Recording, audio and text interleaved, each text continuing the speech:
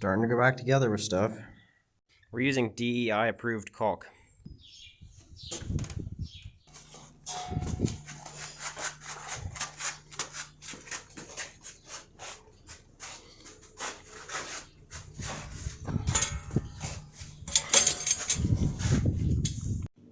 This is the 10% of the work that makes it look like you made 80% of the progress.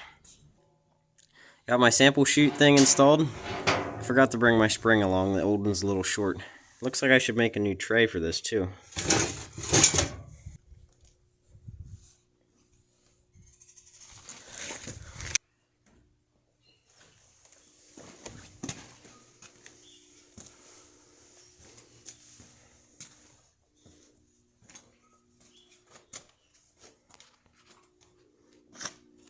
So we've got low speed and really fast.